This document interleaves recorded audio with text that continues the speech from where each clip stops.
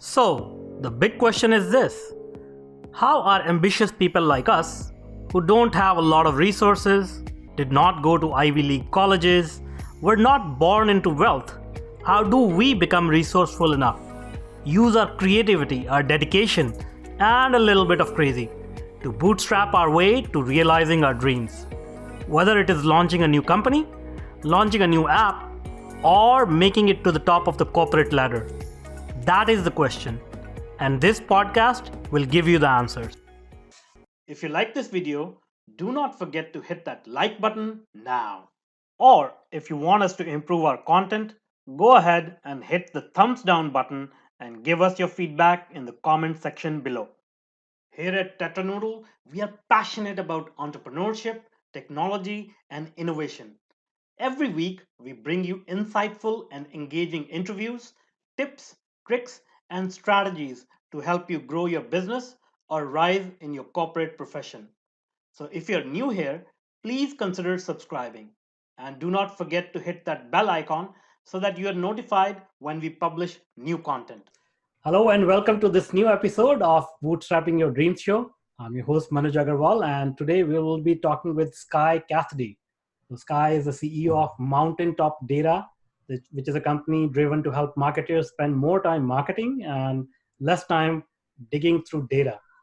Mountaintop provides data cleaning, verification services, and it's targeted at B2B marketing lists, data pending, and email campaign delivery management services. Sky is also co-host of a podcast called If You Market. The podcast explores B2B marketing ideas and tactics with industry experts. So welcome, Sky. We are excited to have you and learn all about B2B marketing today. Yeah, Manoj, thank you for having me on. I'm really happy to be here. It's nice. I do a lot of our podcasts, and it's nice to be on someone else's and be able to have the guest hat on. Yeah, for sure. All right. So tell us about your company and your podcast, and how do you help B2B marketing people who want to execute on B2B marketing? Yeah, so let me get the self-promotion of my company out of the way here first. Basically, we provide data, and data, that's kind of a loaded word. We provide lists. There's a little bit of a stigma to the word list, so we try not to use that. But to keep things clear, we provide lists and list-related services for B2B marketers. So we've got company and contact, target information, email addresses, phone numbers, physical addresses, and all the targeting and that kind of information people would want to run their marketing campaigns. And then we also provide appending and data cleaning services, stuff like email verification, phone verification, address verification, general data cleaning for form fills gone wrong, and that kind of stuff. I see. And a couple other peripheral services, I guess, data management, data migration, and we do some email campaign management. We really focus that for clients who are using our lists but don't want to manage their own campaigns. Yeah. All right. So how is B2B marketing different than B2C? Traditionally we look at advertising and those type of things, but they're more focused on B2C. So how do you differentiate B2B marketing? Yeah, I think the marketing itself is not a huge difference other than who your target is. But then when you get down into a lot of the techniques and stuff, they're the same, because ultimately you are marketing to people still. So you're still just doing a person-to-person marketing. The big difference in our business is we deal with the data, and we only have business data, and we only have experience in business data. So the big difference is we just don't have the other product. We're a store that sells one brand and not the other, and we just don't have the other brand. That's not what we do, and that's just because we've never had the expertise in the consumer data world. And I see. In that end, it is very, very different. But I think actually carrying out marketing campaigns, you don't do a lot of B2B Super Bowl commercials. It's a lot more person to person, maybe, because it's just a smaller world. You're not dealing with millions and tens of millions of records and potential clients and whatnot. It's usually a larger product price tag and many fewer clients than in the B2C world. Okay, great. And now, with the rise in sort of privacy concerns and things of that nature, and there are laws against spam, how does one go about sort of making sure that we don't spam our prospects and we comply with the law when we are, sending out these emails through email lists or what have you? Yeah, the privacy laws are always a bit messy. Typically, those are around the consumer side. They do spill over into the business side. I mean, back in the day, we had the do not call list, and people have said to us like, "Oh, are these screened against the do not call list?" And we said, "Well, this is business data. There is no business do not call list. You have to be able to call businesses. Businesses don't put themselves on a do not call list. Like, hey, sorry, that's not really up to you. Actually, you have a title in a company, and people are going to reach out to you. And if you tell your boss, I need to have nobody able to call me, well, either disconnect your phone or you're going to get calls. That's how business is done.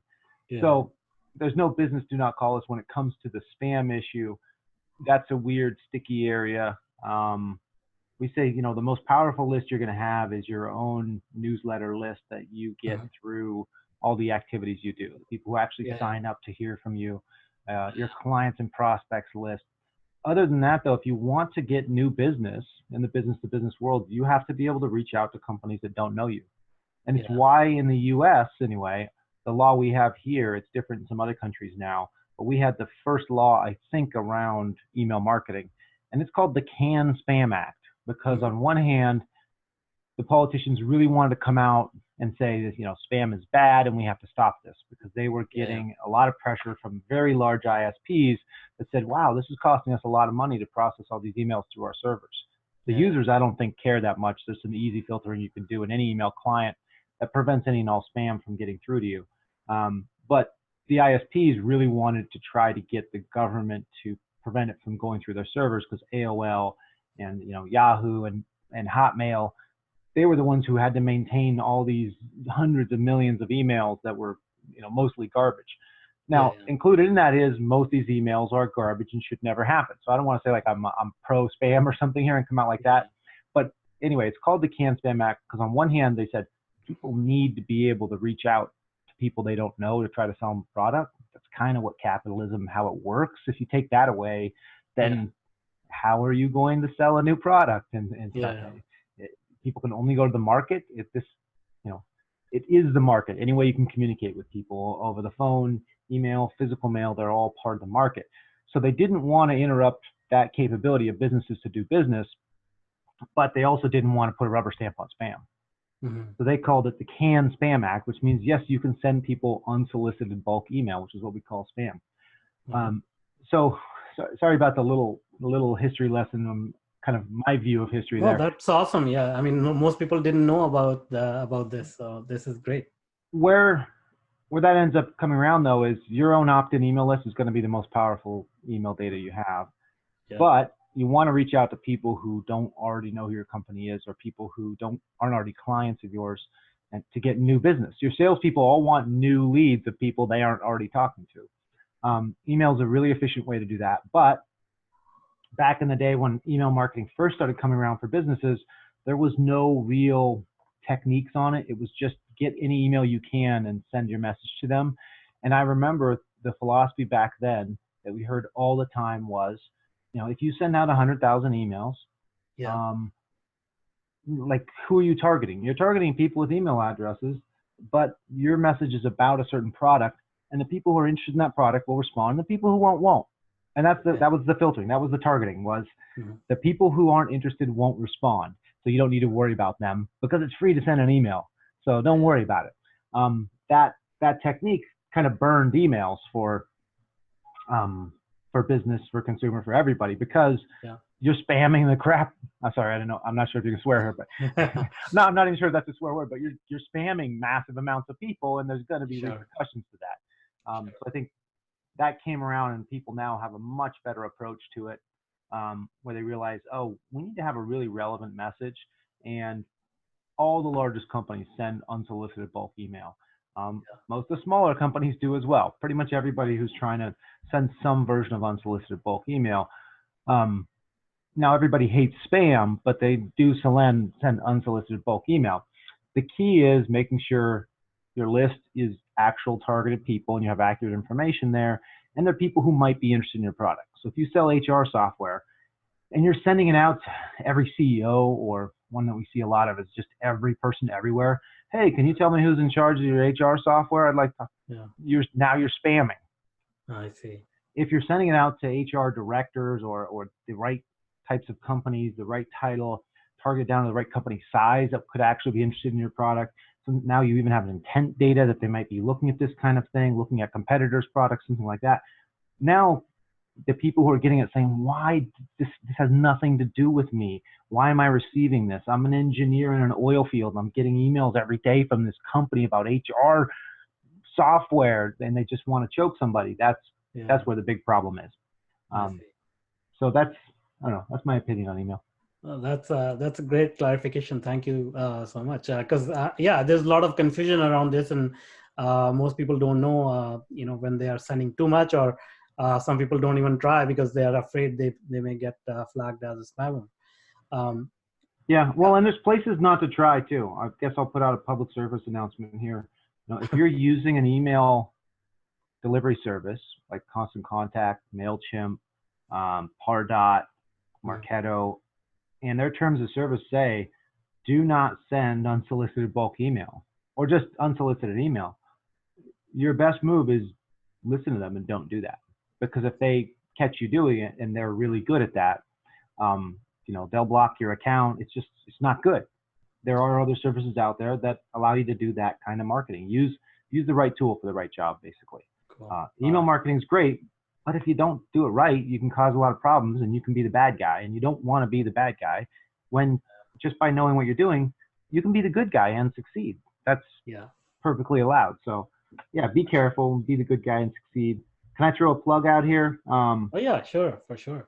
We have a PDF on the mountaintopdata.com website, 10 keys to email marketing. I'd say if you're curious about how to go about it, go check that out. It's for it's for sending out the unsolicited email campaigns. We kind of give some tips on what to do, what not to do. Number one is CAN spam compliancy. Look at that and make sure you're following it. Sure. I'll add the link to the show notes so that people can easily get to it. All right. So the next one is, I've heard you say on one of your podcasts, the best marketeers come from sales. So tell us a little bit about that. Yeah, I think a lot of marketers come from sales. And I think the best ones come from sales in general, because the marketers that don't have a sales experience, it's the boss that doesn't know how to or can't do the job of their employee. You really want the person who knows your job because they know what you're experiencing. They know how to work with you. Marketers that have been in sales, ultimately, in many companies, and in our company, we see marketing as working for sales. Some companies, because of the product, the structure, it's different. They see sales as working for marketing, or they're however it is. But in our company, marketing works for sales. And if you have no sales experience, that's when you get marketing and sales not working well together. That's when you get, them fighting, and just when things don't work, marketing says, oh, sales is lazy. They don't want to follow up on the leads, and sales is lazy. The leads are crap. Marketing doesn't know what they're doing. But when you have people in marketing who've been in sales, you just don't see that as much, because they know the truth. They know how sales actually works, so they can call them out on their BS and hold them accountable. And they know how it actually works, so they're not going to call them out when they're wrong, just to cover their own ass. Yeah, for sure. All right, so now let's move on to the topic of entrepreneurship, and I know you have some opinions about that. So when entrepreneurs, they come up with an idea to launch a startup, what are some of the first steps you recommend they should take to validate their idea and to execute their idea? If you're really early on, like I have the idea type phase, I'd say run it by as many people as possible. Don't be afraid somebody's going to steal your idea. It's not nearly as good as you think. And if it is really that good, other people are already doing it, and you'd really like to find that out and maybe say, oh, I could be a couple years ahead if I, learn about these people. I don't know how many ideas I've had and done some groundwork on back in the day. And then when I start talking to people, I'm like, okay, well, I think I can talk to these people about it now. They say, oh, you mean like XYZ? I'm like, oh, I did some research. I didn't find that company. What do they do? Oh, exactly what you're describing. That's what they do. Yeah, this is awesome. And you say, oh, I guess I didn't do my research good enough. It already exists. and I was kind of hoping, planning on the novelty aspect for success. Yeah. So share your idea with other people. Don't be afraid to do that. I'd say it's the number one thing, because 9 out of 10 of your ideas, you can find out really quickly you're going to waste your time. And then maybe you'll find that one idea that can work a lot faster. Yeah. I've heard you use this term called don't fall in love at first sight. So is that something that you preach to entrepreneurs as well about that? Oh, yeah. A lot of entrepreneurs fall in love with the sexy aspect of being an entrepreneur. They're like, they want the Silicon Valley, the cool hip thing. And, oh, I got this idea that's going to conquer the world. And the idea sounds sexy. So they think like, it's so cool. I'm going to be so cool. And this is just going to take off. And I had one of these early on, and I was like, this is going to be awesome. Totally going to be famous and rich. And so you don't really pay attention to the nuts and bolts of it. And the reasons why, when you look at it really close, or when somebody like an investor were to look at it and they don't talk to you for some reason, it's because they saw something in it that's just fatal. They looked at it and they said, oh, that sounds sexy, but here's 10 reasons why it's going to die. And you have no idea. And they're not going to waste their time to tell you. And if they do, you'd probably be like, you're old and an idiot, so I'm not going to listen to you. No, they're right. Your business has so many fatal flaws in it. But you have this one idea that sounds so sexy to you that you won't let go of it. So you're going to pour your life into this thing that's a guaranteed flop. Yeah. It doesn't mean every cool idea is a guaranteed flop, but you just have to open it up and really look at it and say, oh yeah, here's why this isn't going to work.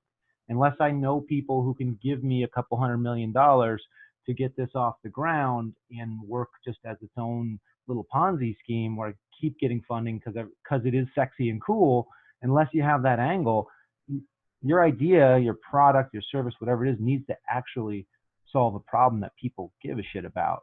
Otherwise, good luck selling it. And if it's not easy to sell, it's not a startup. Like if you're going to make a sandwich shop, just make a sandwich shop. That's great. Yeah. Go out, hard work. People buy sandwiches.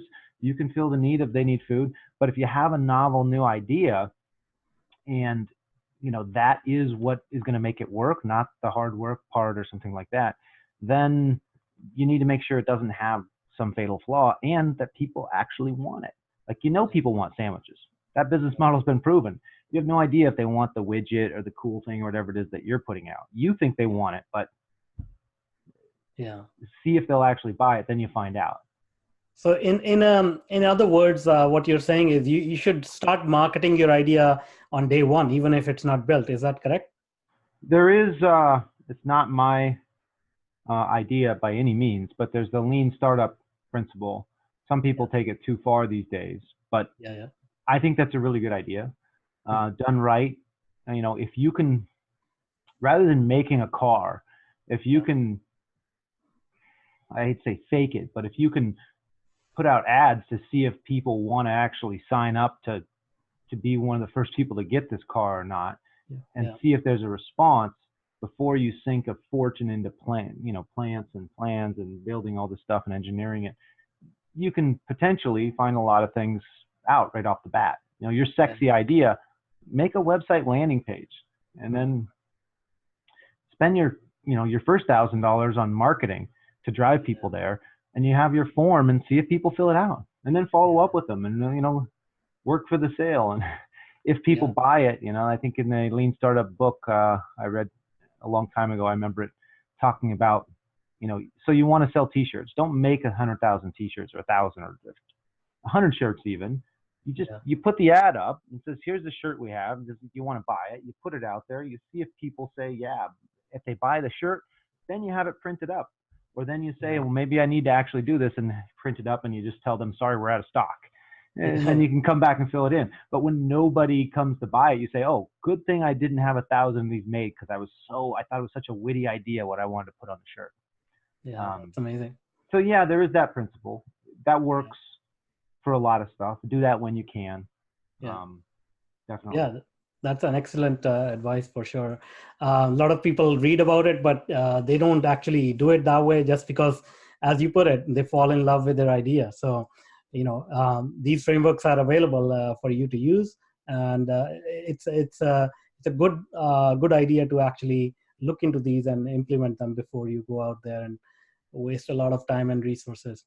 if you're going to make some software as a service thing online or website, and you're not the developer yourself, if you are, you still do that. But especially if you're paying somebody to do the work for you, okay, that's a whole nother mistake. But if you're paying somebody to make something, test it first. It's a lot cheaper than making this thing and finding out you were off target. You need to change your direction a bit. I call it pivoting. You need to pivot some, and then that's just depressing. You can only do that so many times before you say F it.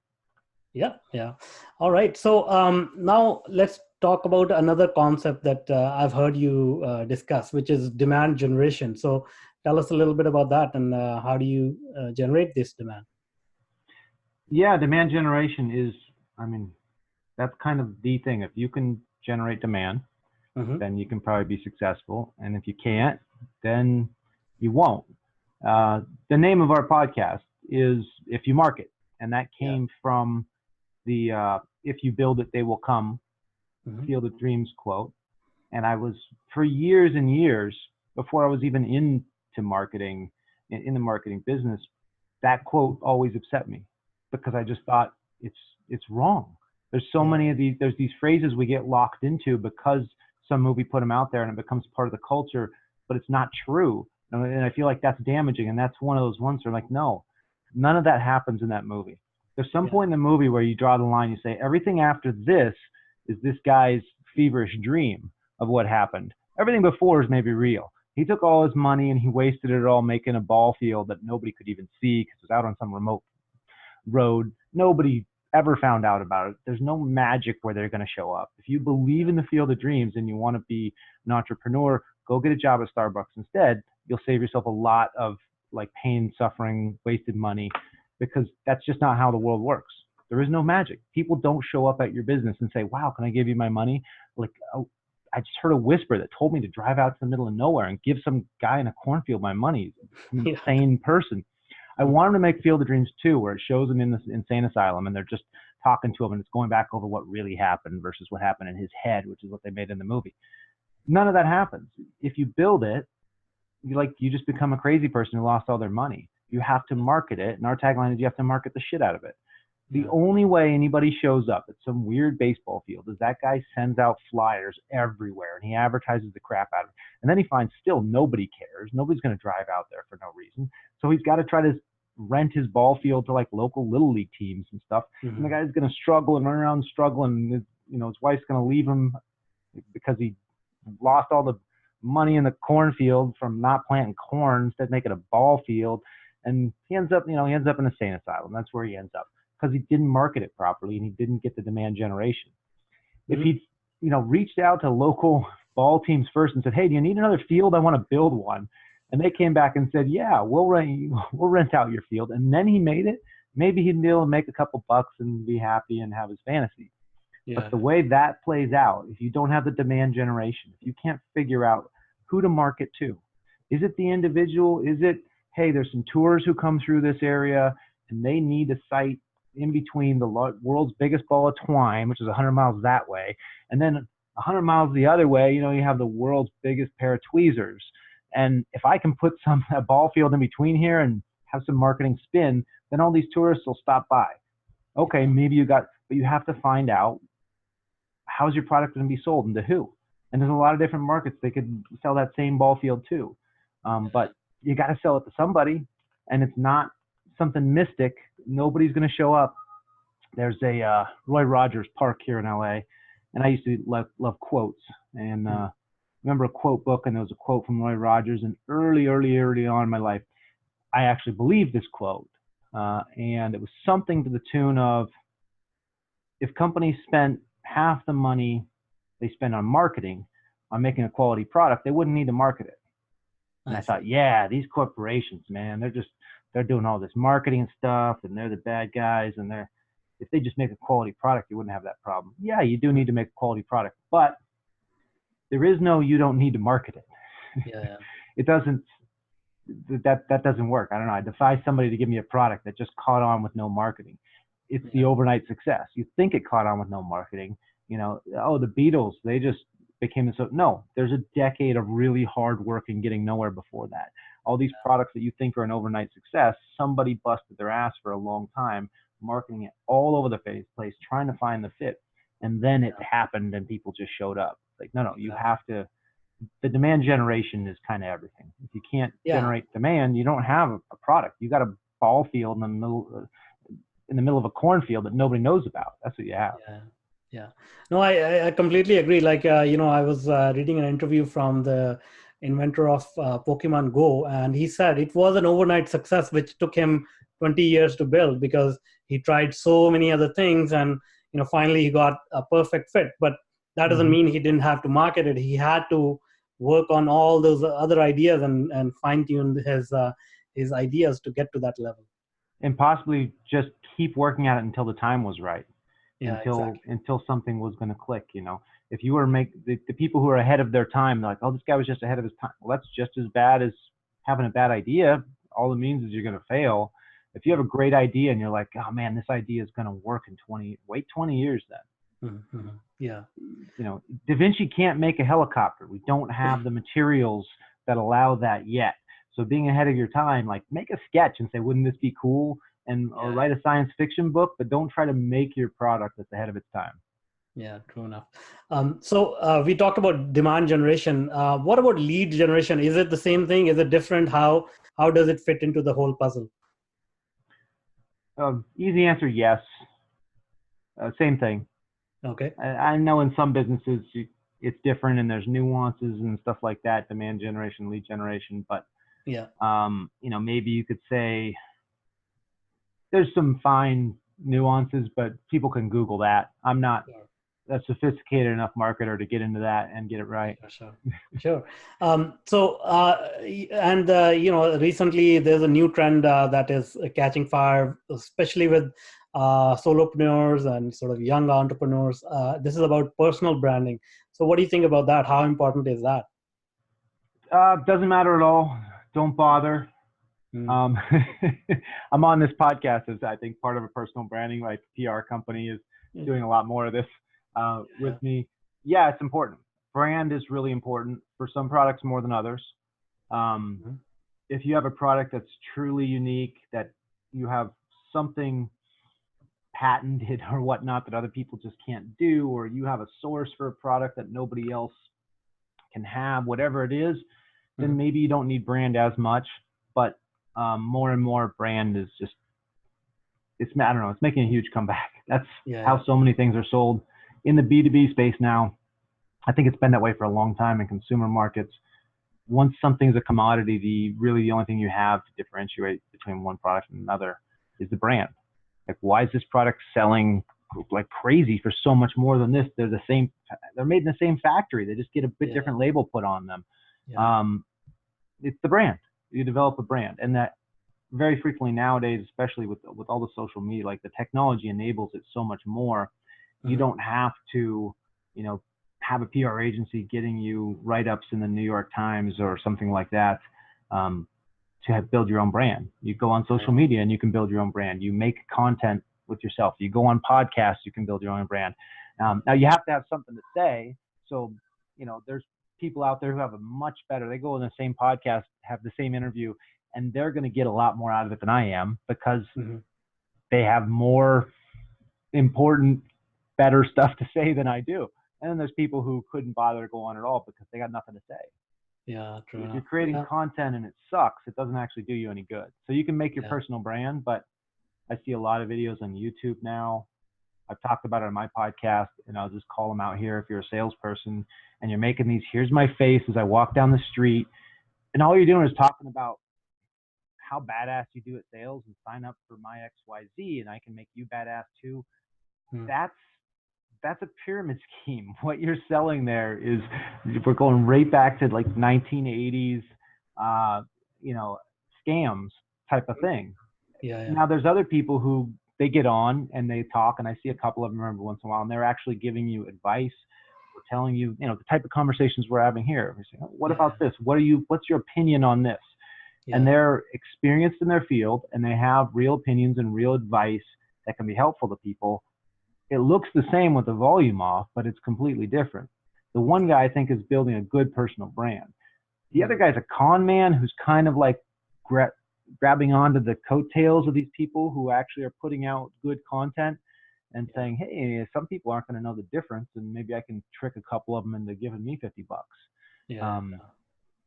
Sure. So building a personal brand is huge nowadays, but you have to actually have something to say and know what you're doing, and then get out there and say it and do it as well. That part is just constant work.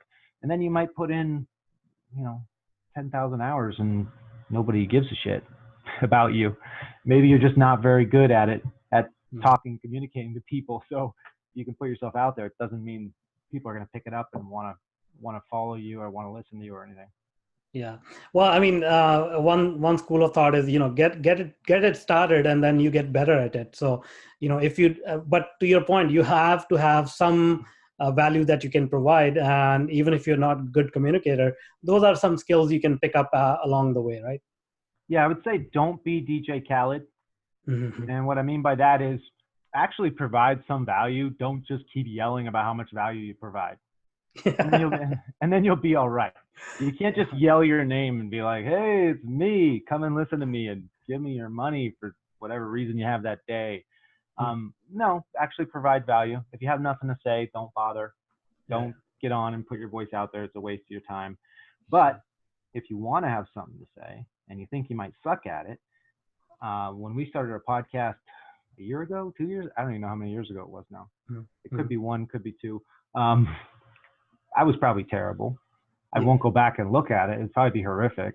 And if I look at myself a year from now, I'll probably be horrified with today. Yeah, for sure. But, that just means you're getting better over time. Exactly. So if you look at yourself a year ago and say, man, I used to have my stuff together. What happened? But then maybe you should stop. You're getting worse. Well, that's a waste of time. Yeah, you need to go to a rehab or something, I guess. Yeah. All right. So, speaking of early days, can you remember any early mistakes that you made and lessons you learned from it? In business and startups? Yeah.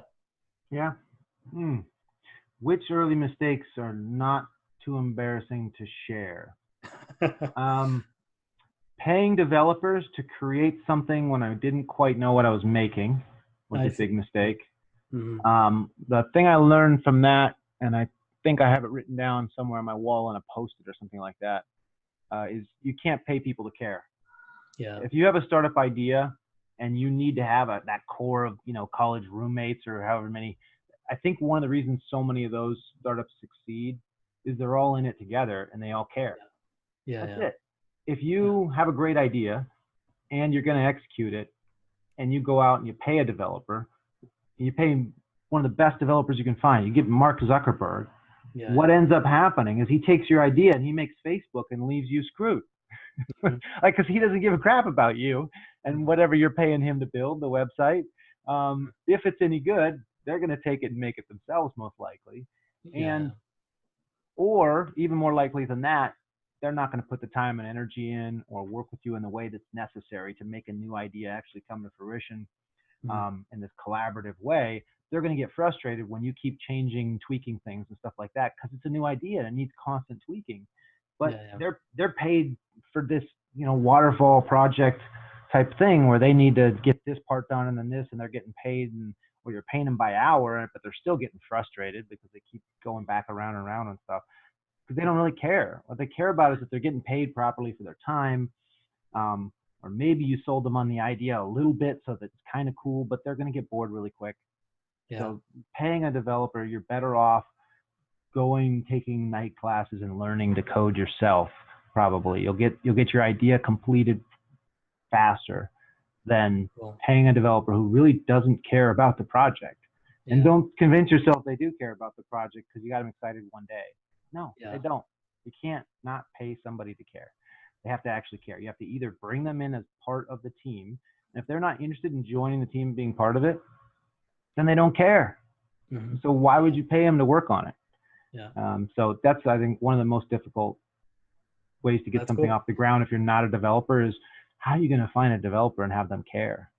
Anybody that's available can't be that great. Well, A couple of messages. So, for young entrepreneurs, if you're in college, find somebody in your dorm room and make sure you kick things off. And if you're not, maybe consider going back to school and finding the right partner. Or, that's to your point. That's what we do here. We help entrepreneurs work on their technology and get it off the ground. So. Reach out to Manoj on the technology part. Absolutely. Yeah, didn't mean to plug it, but just wanted to carry the conversation forward. All right, that's great advice. We say that on our podcast. When your company is really a big part of what you're talking about, leaving it out is more awkward than plugging it. So yeah. Thanks a lot for sharing your thoughts. Is there anything else that you'd like to share, which I haven't asked already? And also, please do let us know how we can get in touch with you, your company URL and website, and we'll add it to the show notes as well. Absolutely. So I wrote down a couple of things here ahead of time. And again, on our podcast, the If You Market podcast, one of the things we like to try to do is zero prep. So that we have time to do. That's not what we do for a living. So, and neither are our guests. So we like to keep it minimal. And yet, when I go on somebody else's, I always want to have some prep because I'm trying to build a personal brand, and I don't want to come across as an idiot. Sure. So, to entrepreneurs out there, to people trying to make their own startup, a couple kind of more general tips: be organized with everything you do, especially if you're young and you don't have kind of classical business training. Be organized, write your ideas out, organize them, keep shuffling them around. Then after that, if you think you're going to overcome everything else by your good idea and hard work, like, if I just work 20 hours a day, I can make this happen. Figure out how to be efficient. If you're spending a ton of time working, you're going to burn yourself out, and only half of that time matters because you keep, logging on to whatever Reddit or whatever websites people fall down to for 6 hours and then wonder where the time went. Like, figure out how to be efficient with the time you're spending working on your project. And a big thing in that area, and again, if you're young, you may not know this, have run into this yet, but figure out how your brain works best and really cater to that. So when you're young, you can work till 4 a.m. and then wake up at 6 a.m. and it doesn't have a huge effect on you. But as you start to get older, you notice if you don't get that proper amount of sleep, your brain doesn't function as well the next day. And there's a lot of things that can affect you that way. And when you're younger, you can have that not impact you as much as you get older if you actually practice from the get-go. If you're practicing at that young age, you're keeping your brain sharp anyway. So if you want to be a smart entrepreneur, the smart part, you got to take care of your brain. So I would say figure out how much sleep you need and what your sleep habits need to be and try to stick to that.